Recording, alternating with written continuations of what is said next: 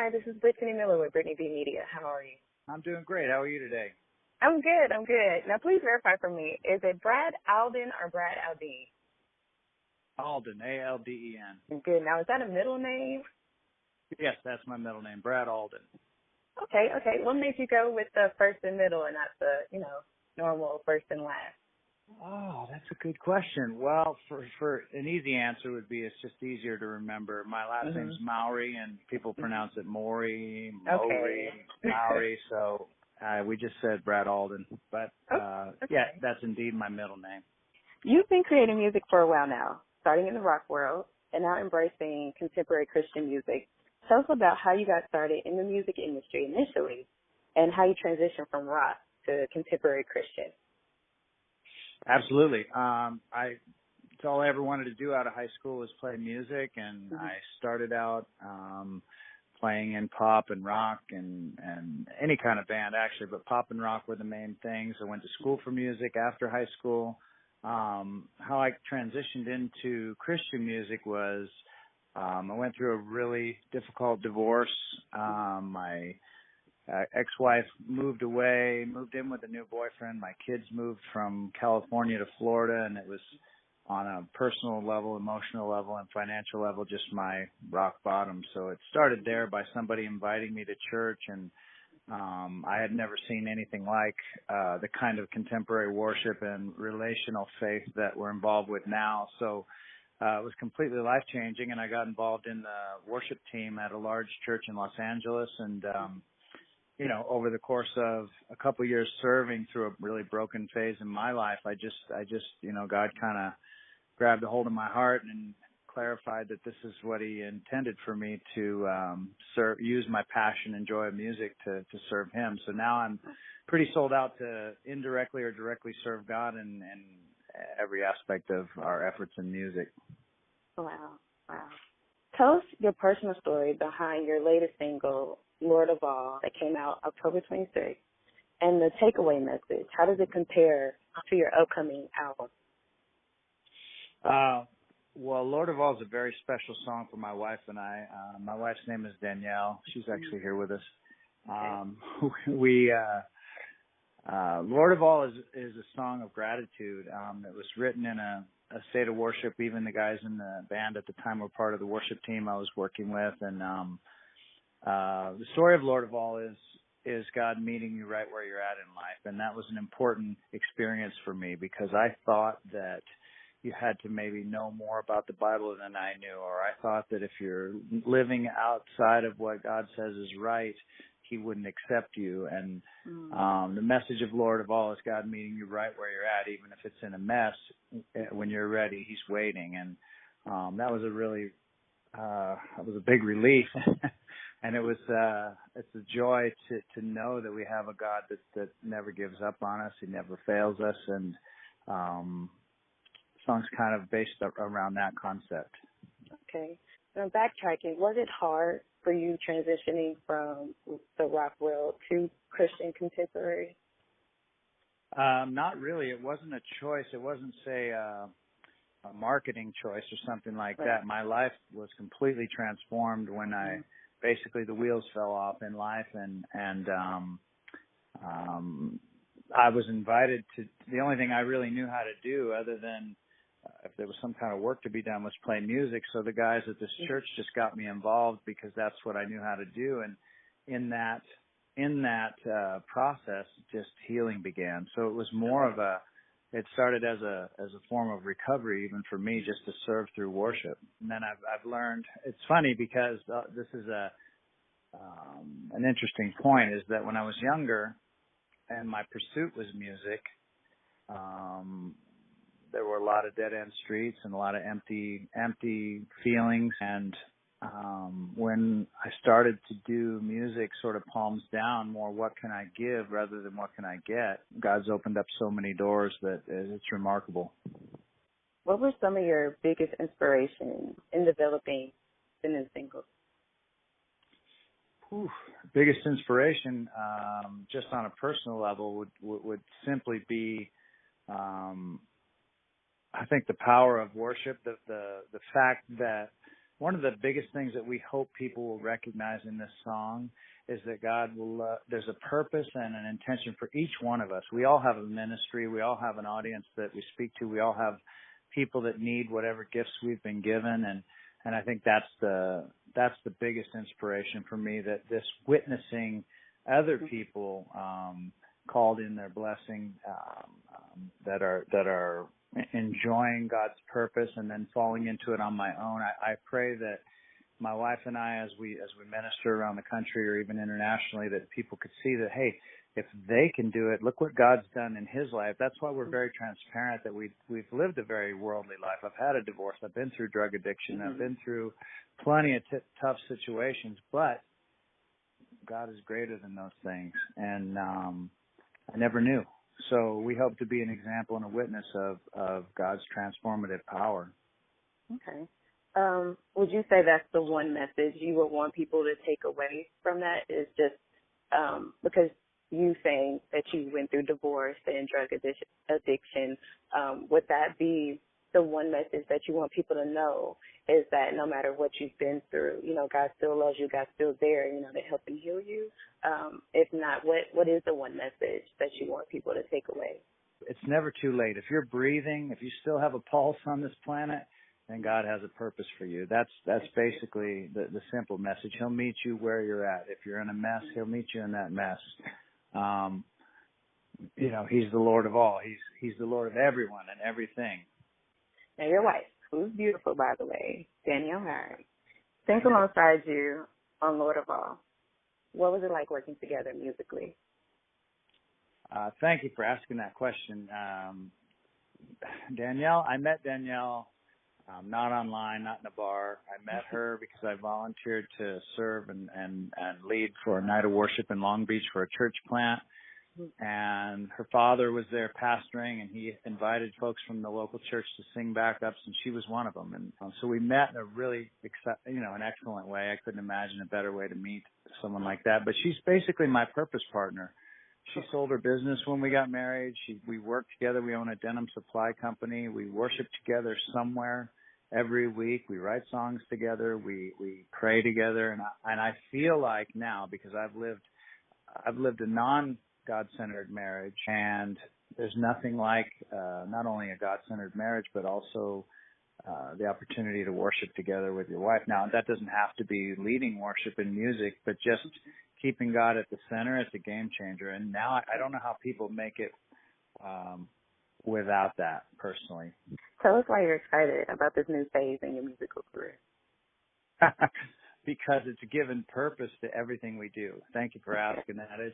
I think the most exciting thing is just that God's given us the means to share our joy and to share our simple message. Actually, you know this. You're a believer that the gospel message is a simple message, but for those of us when we're going through life without God, it doesn't seem as simple as it is. I remember thinking it was so complicated, but it isn't. It's a simple message. So you own and operate Artisan Cloth Inc. Is that correct? Artisan Cloth. Artisan, yeah.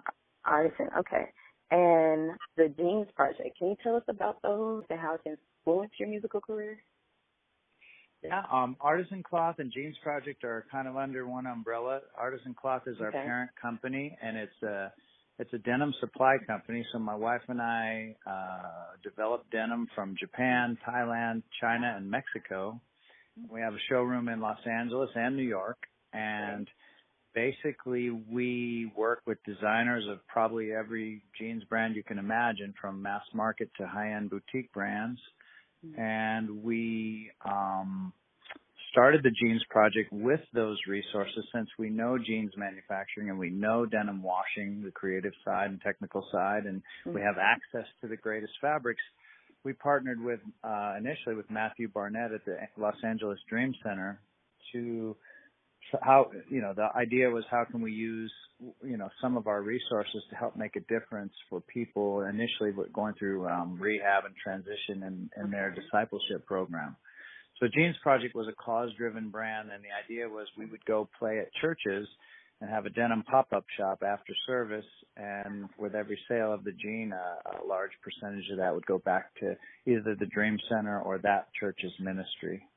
Wow. Why is that cause near to your heart? I guess because the really beautiful thing is it's brought together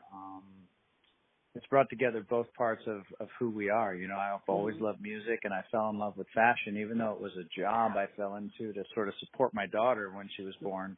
The creative and technical part of denim and jeans has always been a similar kind of technical and creative that music people typically have and love. So to be able to merge those two worlds together is just a joy. We feel really blessed to wake up every day and get to do both of those things. You talked about the church a little bit. What importance has the church held in your life, and how can we encourage people to continuously press in locally through the church? Okay, well, it's a really good question. I grew up Catholic, so I didn't go to church regularly, probably twice a year, Easter and Christmas. I didn't have a relationship with God. I didn't understand that. I knew certain methodology and things like that, but if it wasn't for the local church and people gathering and loving on people and welcoming people, I certainly wouldn't be saved today and have the kind of joyful, purpose-centered life I have now. I went to church. Honestly, I went to church with a chip on my shoulder when I went through my divorce. My brother had been walking with the Lord for 20 years, and I thought he had lost his mind. All he would talk about is Jesus, Jesus, Jesus. And and he just was, but he was a great mentor for me. And he asked me, he said, would you just do me a favor? And he lived in Ohio and I was in Los Angeles. And he said, would you just go to church and get around some people you're hurting? And I just feel like there's people, and he connected me with somebody at the Dream Center. And for the first time in my life, I walked in a place where there were people of all colors, of all nationalities. There were famous people, there were drunk people, there were rich people, there were poor people, there were homeless people, there were people with tattoos, which I have, and they were all the same. They were all praising God in their own unique way. Nobody was paying attention to me, but we were all paying attention to the message that day, and the music was relevant and modern. It wasn't something I felt was boring. It was a new way of worship that I had never experienced, and I had a special experience. My 9-year-old son, in the worst time of a divorce, was with me that day, and he gave his life to the Lord in a real time of crisis. So God was moving, and I feel like he revealed himself to me in that place. So my point is that, you know, people coming together in fellowship and prayer is something that you may not think you need it, but there will probably come a day where you need it. And then once you need it and you get it, you probably want to support other people when they need it, because there's nothing like it. And it's not always family that can love on you and help you. It seems like we're in a time where everyone's kind of going through trials and tribulations right now. What encouragement can you give those people, just people at the moment, that are going through things? Well, I would say one thing that comes to my mind right away is that prayer is free. So, you know, if you take away the opportunity to make an excuse of, I don't have a car, I don't have this, I don't have that, it starts with prayer. You know, just talk to God, tell God your concerns, your cares, your dreams, all of it. I never knew that you could talk to God like your best friend either. That's a new concept for me. I mean, new, 10 years new, but life-changing. And then around other people that celebrate you, not that tolerate you, people that actually, you know, love on you, you know, through anything. And I would say press on through the tough times. And if you put your faith in God and you put your words in prayer, hang in there, because your message and your mess will become a message. And I just believe that God's definitely got something for each one of us. And whatever you're, like right now, for example, the toughest things in my life, looking back now as a believer, have been some of the most incredible opportunities of growth and change, and a big part of what would be considered my ministry now is people, if you took 5 guys in a worship band, or guys or girls in a worship band, I feel like each one of them, with their differences in upbringing, might minister to a different person. Maybe I will connect more with the person who lived a little bit rougher life and went through a drug addiction or a divorce or a womanizing phase as a youngster, and someone else might be a pastor's kid. Like my wife's a pastor's kid, so she grew up with a completely different experience than I did.